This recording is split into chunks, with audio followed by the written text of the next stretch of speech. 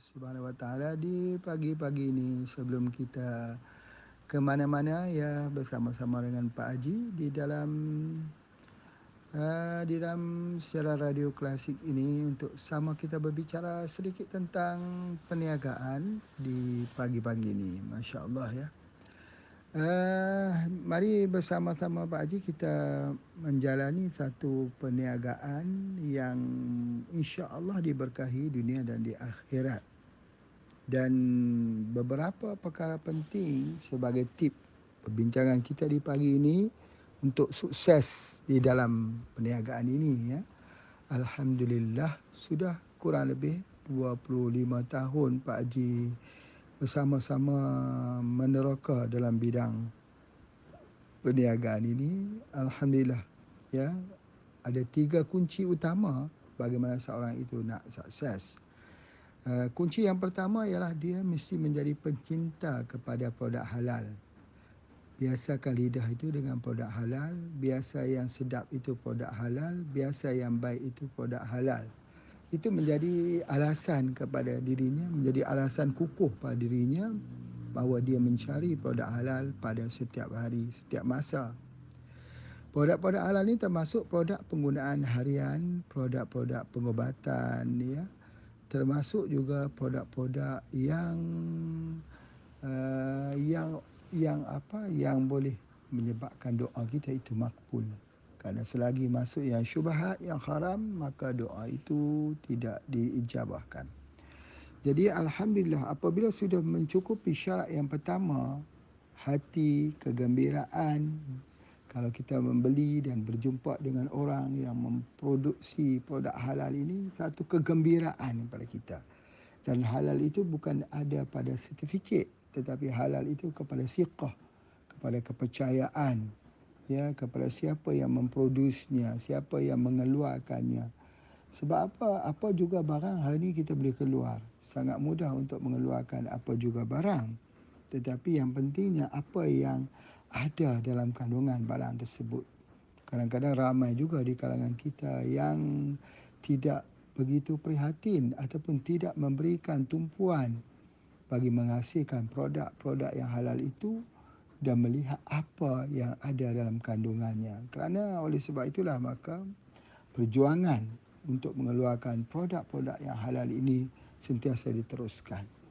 Termasuklah juga dalam perjuangan mengeluarkan obat-obatan yang halal ini diteruskan. Produk-produk makanan yang halal diteruskan. Semua ini mesti bergantian. Yang sepatutnya dia adalah salah satu pilihan utama, tetapi oleh kerana ya umat Islam ini leka dan tidak mengambil, tidak participate di dalam menjadi pengusaha pengeluar industri halal, maka selama ini kita terbiar dan hanyut di dalam makanan-makanan yang syubhah. Jadi oleh sebab itu bila kita support kepada produk halal, itu merupakan turning point. Itu adalah kerja niat baik kita yang mudah-mudahan Allah SWT memberikan kepada kita itu petunjuk dan hidayah insya-Allah. Menjadi pencinta pada produk halal ini, kalau boleh daripada hujung tangga rumah sampai ke dalam rumah, sampai ke dapur, sampai ke kamar tidur pun terdapat produk-produk halal. Kegirahannya bagi mendapatkan produk halal itu menjadi jihadnya, perjuangannya bersungguh-sungguh. Dia bukan hanya sekadar perniagaan, bukan hanya sekadar pencinta kepada produk halal, tetapi dia menjadi pejuang kepada produk halal. Itu ultimate-nya.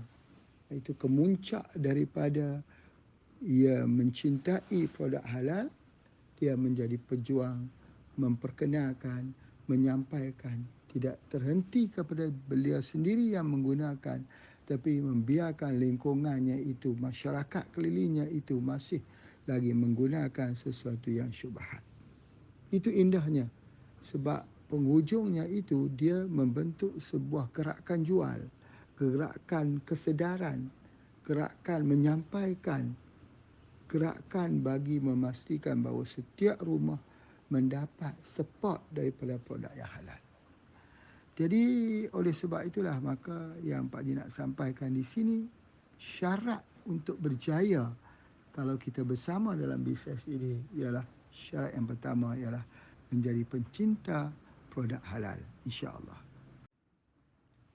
Yang kedua, kalau kita bergabung di dalam perniagaan bersama dengan Pak Haji ini, salah satu daripada ciri unik yang ada dalam perniagaan ini ialah kita mencintai alam tumbuh-tumbuhan, alam haiwan, alam-alam yang wujud yang memberikan kepada kita rezeki yang mengalir daripada alam itu, iaitu sebagai contoh alam daripada alam herba.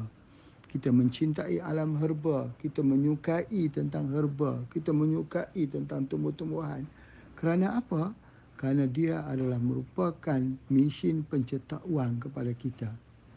Bukan hanya kepada itu saja, tetapi dia merupakan lambang tadabbur kita. Ya, kita memandang Allah Subhanahu Wa Taala yang menjadikan itu tidak sia-sia. Menjadikan hati kita itu gembira bila kita melihat pohon-pohon, gembira bila kita melihat tanam-tanaman obat-obatan ataupun kita melihat pertanian, menjadikan hati kita itu hidup dan gembira.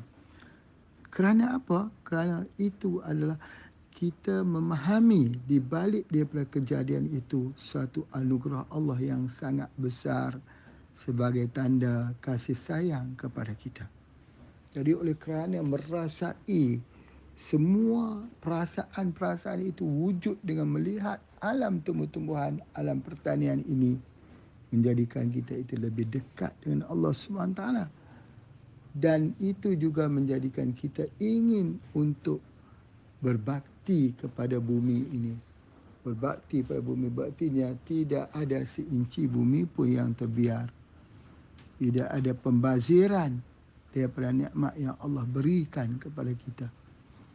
Seolah-olah pertanian bumi, tanam-tanaman itu mempunyai bahasa yang bercerita, yang meminta, yang merayu, yang mencurahkan semua hasil hasanah mereka yang ada ingin diberikan kepada khalifah Allah di atas muka bumi ini yang bernama manusia. Dan kita juga ingin menjadikan alam tumbuh-tumbuhan, alam herba ini sebagai satu daripada bentuk perhambaan kita kepada Allah. Bentuk kecintaan kita kepada Allah. Sehingga kan kita menjadi satu generasi yang terbaik yang tidak suka untuk melihat sesuatu itu dengan sepele, dengan sebelah mata, tetapi melihat dengan penuh hati, melihat dengan penuh perasaan, melihat dengan penuh kegembiraan, dan kita mempelajari tentang bagaimana kelebihan sesuatu herba itu. Sentiasa muncul di hati kita bila melihat herba, ini untuk apa? Ini untuk apa? Ini untuk obat apa? Ini untuk apa, sebagai apa? Dan kita percaya bahawa selama ini dalam herba itu yang mendatangkan kimia di dalam herba itu ialah Allah. Bukan kimia sintetik tetapi kimia alami. Dan kita percaya bahawa bila manusia itu mengambil kimia alami, maka tubuh badannya itu lebih sihat, jiwanya lebih segar dan lebih suci, lebih bersih daripada mengambil kimia yang bercampur-campur dengan pelbagai bahan, yang ada bahan yang najis, bahan yang kotor, bahan yang menjadikan tubuh badan manusia ini melakukan penolakan demi penolakan. Kerana tubuh itu juga mengenal bahawa yang mana yang secucuk yang baik untuknya. Jadi oleh sebab itulah maka kita harus menjadi pencinta kepada herba. Belajar ilmu herba, jangan jadi buta herba. Kita kena kenal herba dan tahu cara menggunakannya, dan sentiasa kita berhadapan pada setiap hari dengan kes-kes orang sakit, maka pasti ada solusinya, pasti ada cadangannya. Kerana herba yang Allah ciptakan di atas muka bumi ini terlalu banyak untuk manusia. Allah datangkan penawar dahulu sebelum datangnya penyakit. Sebelum penyakit itu muncul, maka Allah munculkan penawar-penawar dahulu. Dan penawar-penawar itu berada di keliling kita. Sebagaimana Allah memberikan madu lebah berada di mana-mana kita berada. Jadi oleh sebab itu penawar itu sama seperti madu lebah yang Allah datangkan dalam bentuk tumbuh-tumbuhan yang boleh digunakan untuk tujuan pengobatan. Jadi oleh sebab itu dia harus menjadi pencinta kepada alam herba. Dan yang ketiganya yang menjadi pengukuh kepada pengikat, menjadi kunci, menjadikan seseorang itu boleh bertahan di dalam tempoh masa yang panjang mempelajari herba itu ialah untuk mengambil saripati daripada tib nabawi. Melihat bagaimana Rasulullah sallallahu alaihi wasallam itu menjadikan tib nabawi itu sebagai sarana dakwah. Menjadikan tib nabawi itu sebagai suatu daripada usul dakwah. Menjadikan tib nabawi itu salah satu daripada jalan seorang itu lembut hati dengan Allah. Jadi oleh sebab itu maka diperkenalkan ahli jamaah yakni bekam, diperkenalkan dengan madu lebah. Kita ketika minum madu lebah kita sudah ingat pesanan Nabi SAW. Ketika kita berbekam, kita teringat-ingat pesanan Nabi SAW. Dan kita apabila kita mencintai, kita mengasihi seseorang, mengasihi ibu kita, mengasihi daripada ibu tersayang kita, apa yang disuruh oleh beliau, kita akan ikut. Kalau ibu kita suka, misal kata makanan, sesuatu makanan, kita juga menjadi suka pada makanan tersebut. Kenapa kita suka pada makanan tersebut? Kerana ibu kita suka dengan makanan tersebut. Suka dengan makanan ibu itu adalah merupakan salah satu daripada cahaya kasih sayang kita kepadanya. Kita dengar Rasulullah suka makan labu, ya kita suka makan labu. Kita dengar Rasulullah SAW itu suka makan sup kambing, maka kita suka mengambil sup kambing. Dan kita tidak menjadi orang yang bias, tidak jadi seperti orang lain yang menganggapkan kambing itu boleh mendatangkan pelbagai penyakit. Kita tak percaya itu semua. Sebab apa? Kita percaya bahawa apa yang diambil oleh Rasulullah itu adalah baik untuk manusia. Jadi itulah yang menjadikan seseorang itu boleh istiqamah di dalam dalam satu bisnes yang panjang, di dalam satu pengamalan, penghayatan yang panjang, di dalam satu skill yang digilap yang tidak pernah putus-putus. Kenapa jadi begini? Sebab bila dia melakukan begini maka dia bertambah dekat, dia bertambah merasakan dirinya itu hampir dengan Allah SWT, hampir dengan Rasul. Dia rasa gembira bahawa apa yang dilakukan itu mudah-mudahan buat Rasul tersenyum. Dia rasa itu adalah merupakan satu kaedah. Kalau ada orang lain mencadangkan dengan cara yang lain, maka dia akan again dengan perasaannya, hatinya. Kerana kecintaannya, kerana kedekatannya, dia tidak mahu menukarkannya. Jadi oleh sebab itu, kalaulah sesuatu tempat itu diduduki oleh Rasulullah SAW, Rasulullah duduk di tempat tersebut, dia ingin dia juga duduk di tempat tersebut untuk merasakan bagaimana Rasulullah SAW duduk di tempat tersebut.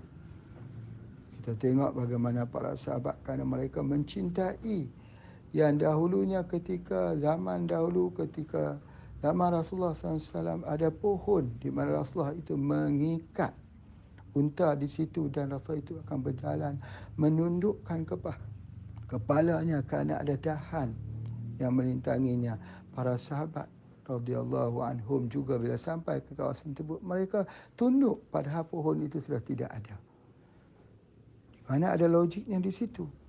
Di mana ada orang kata perkara yang kita nak sandarkan.